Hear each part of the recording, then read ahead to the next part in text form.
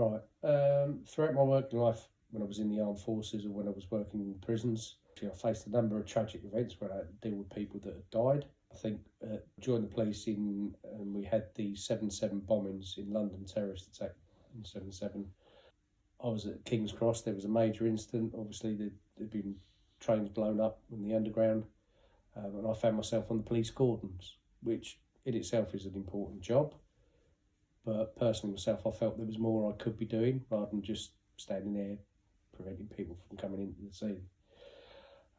So I was aware when I joined the police that there was a group of people which was made up predominantly of police officers, and they were called a disaster victim identification team, or identification officers, or DVI officers.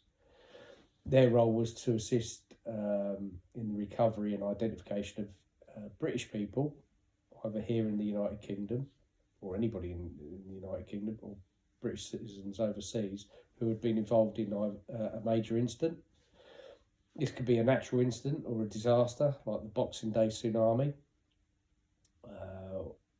or it could have been a terrorist incident like the Tunisia holiday resort attack in 2017. I mean, I've done the role of finding deceased people, dead people, as a police officer, and then having to go and break the sad news to the person's family. However, the role of a DVI officer is more than that. From a professionalist side of view, you have the opportunity to see how or why someone's life has ended, and what could have been done to prevent it, if it was possible, and also what society could learn from it. But there's the human side to it as well. When someone has died, their family would expect that whoever deals with their loved one does so with the utmost compassion and dignity, and I like to think that I've got those qualities. There's always a certain amount of apprehension about what you're going to see or what you're going to be asked to do. For example, on the first morning of the Grenfell Tower tragedy, I'll be honest, I got there. Once I got all kitted up and got to the foot of the tower, looked up and it was clearly still on fire. There's loads and loads of little fires going on inside. I mean, the water was pouring out from various places of the building, and to be fair, it didn't look at all safe. There was a small group of us that had been tasked to go in and take out the first of the dead people, those that were easily achievable, those that were good to get, those that had been close to getting out of the building, or unfortunately people that had jumped out of the building. And at this point, I just looked at it, and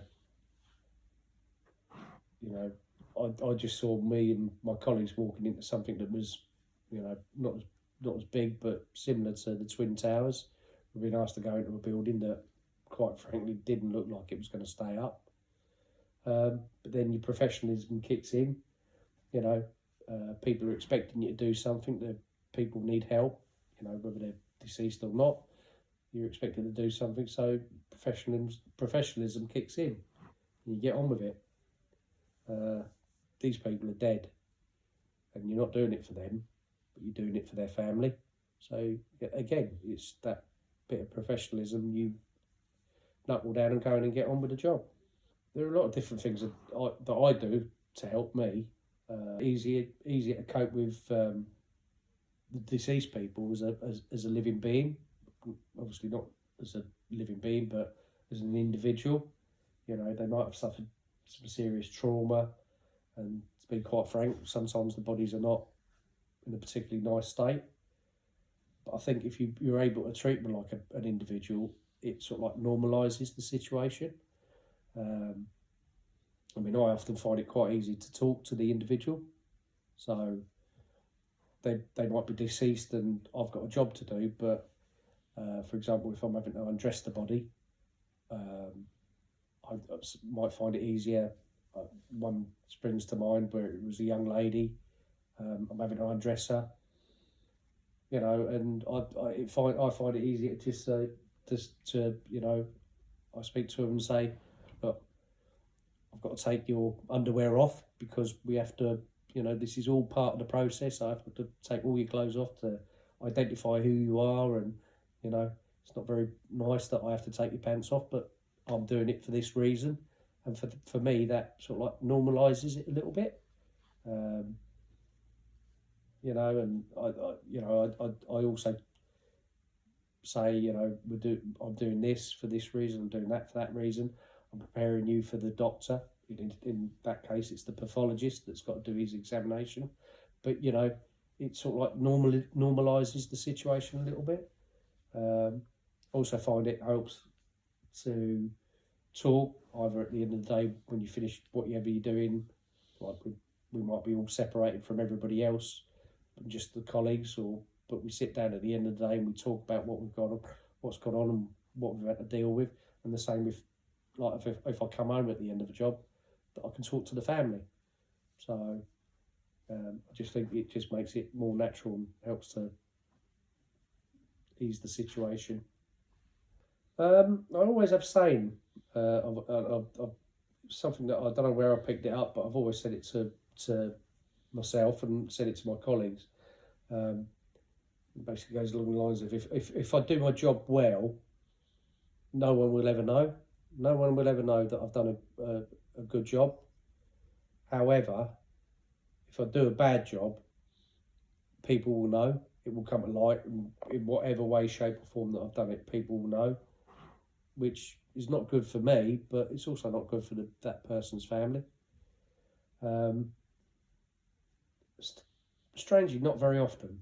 For example, sometimes if it's a child, you do think, being a parent, you do think about what that child has missed out on, and what the family have missed out on with that child, and what that child could have become. But generally, I don't seem to think about it.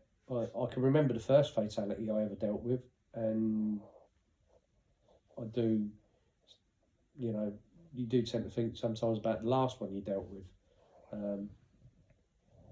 But, it's really hard to try and think about the ones in between, unless there's something particularly memorable about them. But no,